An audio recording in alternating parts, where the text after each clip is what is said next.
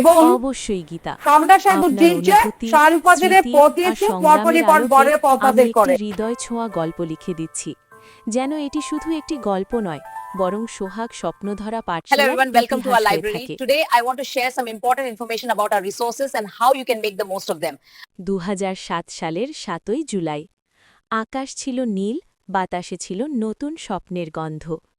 সেই দিনটিতে জন্ম নিয়েছিল এক ছোট্ট স্কুল, নাম তার সোহাগ স্বপ্নধরা পাঠশালা। এই স্কুলের জন্ম হয়েছিল এক সাহসী নারীর হাতে, তার নাম সাগরিকা। তিনি বিশ্বাস করতেন, শিক্ষা শুধু বইয়ের পাতায় নয়, শিক্ষা মানুষের হৃদয়ে আলো জ্বালায়। গ্রামের প্রান্তে একটি ছোট্ট টিনের ঘর দিয়ে শুরু হয়েছিল পাঠশালার পথচলা। প্রথম দিনে ছিল মাত্র কয়েকজন শিশু, কয়েকটি বেঞ্চ, একটি বোর্ড, আর ছিল সাগরিকার অদম্য বিশ্বাস। দিন যায়, বছর আসে, স্বপ্নধরা পাঠশালা হয়ে ওঠে স্বপ্নের ঠিকানা। আজ সেখানে পড়ে 500 জন ছাত্রছাত্রী, পাঠদান করেন 17 জন নিবেদিত প্রাণ শিক্ষক শিক্ষিকা। শিশুরা তাকে ডাকত স্বপ্নের মা, কারণ তিনি শুধু পড়াতেন না, ভালোবাসতেন, আগলে রাখতেন, মানুষ হতে শেখাতেন।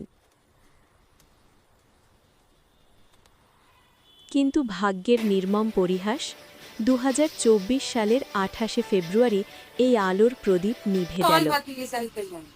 Now let's discuss the community health priorities listed here. Sagarika চলে First we গেলেন, have a কিন্তু রেখে গেলেন আলো, আমরা সাহেব রেখে জিনচে গেলেন স্বপ্ন, সারুপাজের রেখে গেলেন পথিয়েছে একটি পর ভবিষ্যৎ। বরের পতাদের করে। আজও প্রতিটি সকালে স্কুলের ফটক দিয়ে ঢোকার সময় বাতাসে ভেসে আসে তার কণ্ঠ, পরমা, মানুষ হও, মানুষ হলে তবেই দেশ বদলাবে। আজও ক্লাসরুমে হাসে শিশুরা, বোর্ডে লেখা হয় নতুন অক্ষর, আর প্রতিটি বইয়ের পাতায় লুকিয়ে আছে সাগরিকার ভালোবাসা। তিনি নেই, কিন্তু সোহাগ স্বপ্নধরা পাঠশালা আছে।